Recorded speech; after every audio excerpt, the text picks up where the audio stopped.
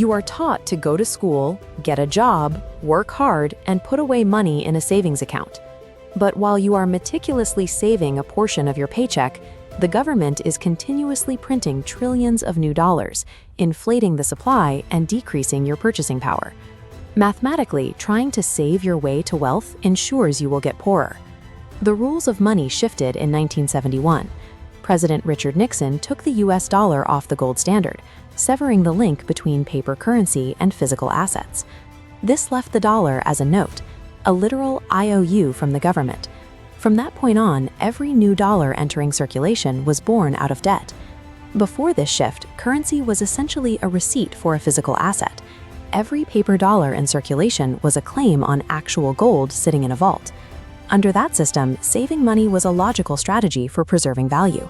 Today, the top 1% operate by a different set of rules. Instead of avoiding debt, they actively acquire it.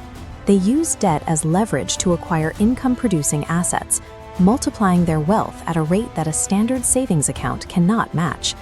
We check the expiration dates on the milk we buy at the grocery store, but almost nobody checks the expiration dates on the ideas in their head. The traditional formula of working hard to get out of debt and save money is obsolete. Understanding the cost of rejecting that formula starts in a corporate office in Puerto Rico. Robert Kiyosaki was working for Xerox, and his boss had just handed him a $30,000 bonus check. It was a massive sum for the era, but instead of celebrating, Kiyosaki felt disturbed.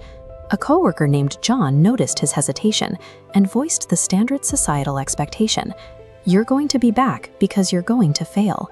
John had tried leaving Xerox to start his own business, failed, and returned to the safety of his desk. Kiyosaki looked at him and fired back: "You failed and came back, but I am going to fail and I am never coming back."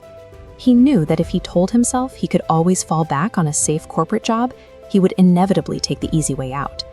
His mentor, his rich dad, explicitly refused to ever pay him a salary.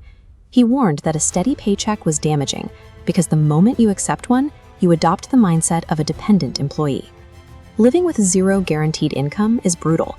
You have no money for years. But that lack of a safety net forces you to get hungrier and smarter.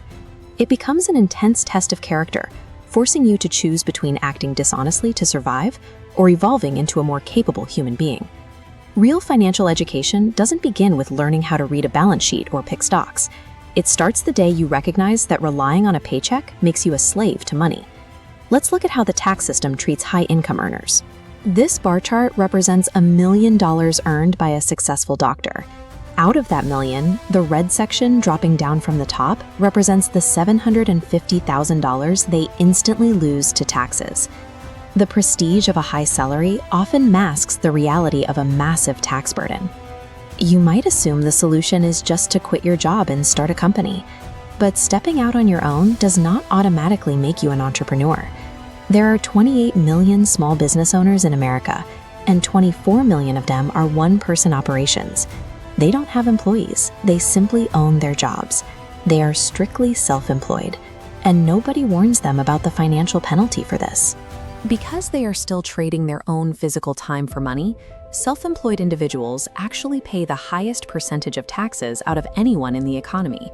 It doesn't matter if you report to a demanding boss or work entirely for yourself.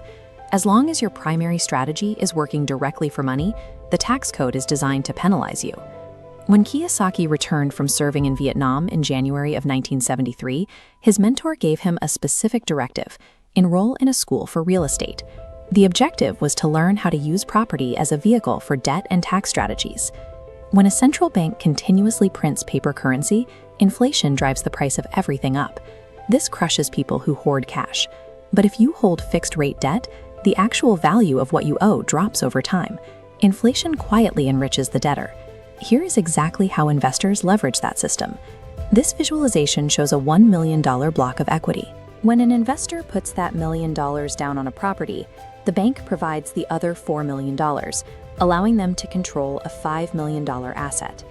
And as this larger asset base generates continuous cash flow, the investor utilizes real estate tax deductions, like depreciation. This legally drives their tax liability straight down to zero. They also manipulate the cost of that debt. If you refinance hundreds of millions of dollars when interest rates drop, say, from 5% down to 2.5%, your monthly payments plummet. You instantly generate massive additional cash flow without putting in a single extra hour of labor. When you step back and look at the math, the reality is stark.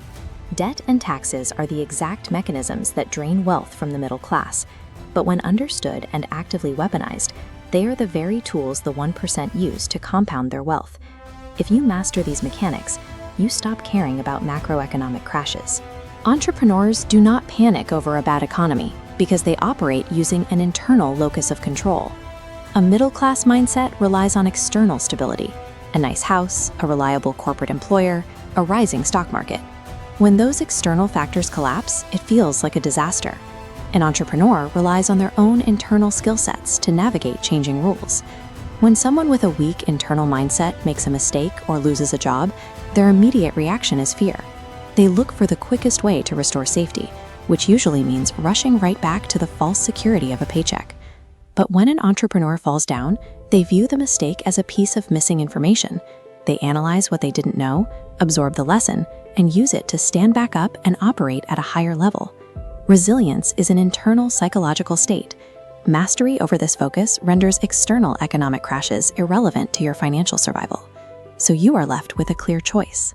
You can remain tied to the external economy, waiting for your employer to deposit a paycheck, or you can take on the calculated risks required to build an internal economy of your own.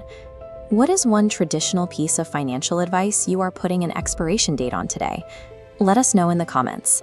And if you are ready to stop playing by the outdated rules of the middle class, make sure to subscribe to the channel as we break down the contrarian strategies of the wealthy.